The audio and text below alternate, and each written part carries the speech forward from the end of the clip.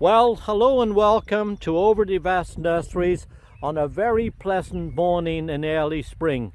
It's a little on the breezy side, but I think we can deal with that because here on this site where we grow over 2,000 different varieties of outdoor garden plants, we've got lots of really good, tough and hardy plants that are well able to cope with our local conditions.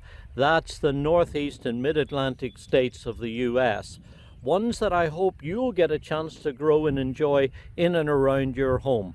And if you'd like to find out more about them, I'd like to suggest that you think about clicking and subscribing to this channel because we're busy adding new videos all the time. And each time that we post a new video, it will show up automatically in your feed.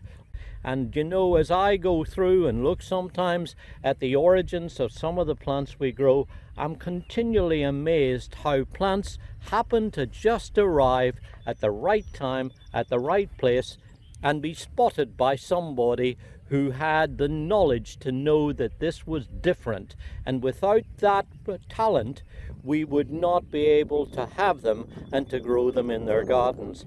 And this spectacular variety of ornamental sage is definitely a case in point. This is Salvia Crystal Blue, a beautiful member of the Color Spires series from proven winners that is quite remarkable, not only because it carries these really beautiful kind of lavender blue flowers on spikes that come first in early summer, and then when the plant is dead-headed will come back again to make new growths from down inside the plant. When we're talking incidentally about deadheading a plant, what we're talking about is removing the old flowers when they go over.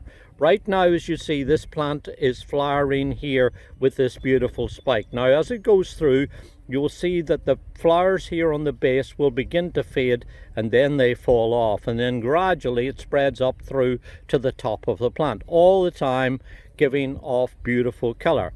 But what happens is that when this begins to go over and finishes flowering and you wind up with a spike that has no flowers here on the bottom, you can go in with a pair of pruning shears or scissors or something and you can quite literally trim it off at a leaf joint. Perhaps down here would be a good place once this whole spike is finished flowering.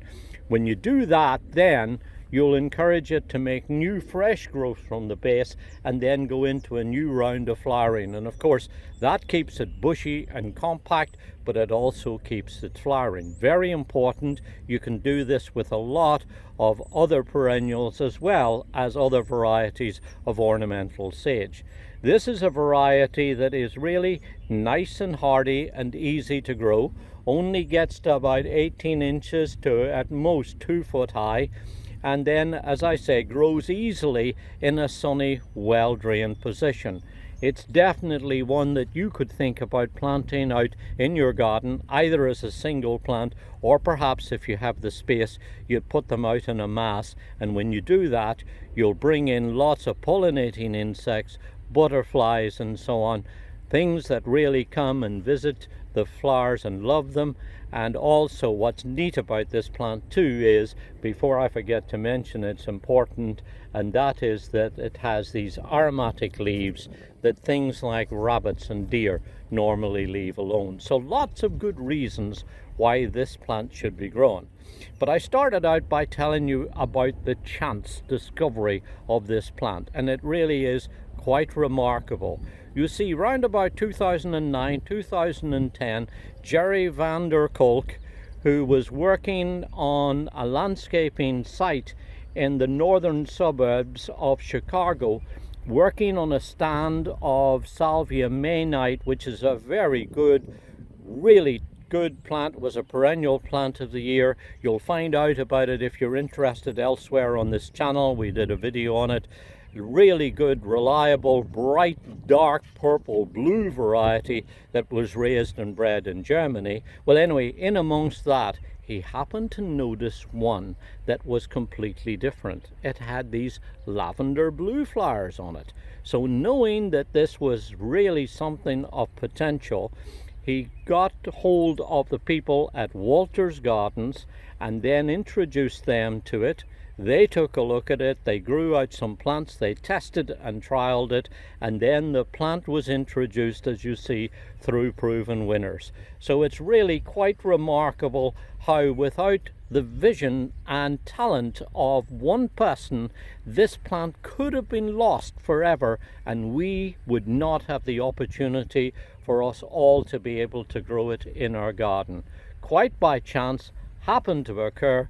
It looks like this was fate coming to play and coming to give us a really beautiful, hardy, easy to grow little ornamental sage. This is Salvia, part of the Color Spires series, Crystal Blue.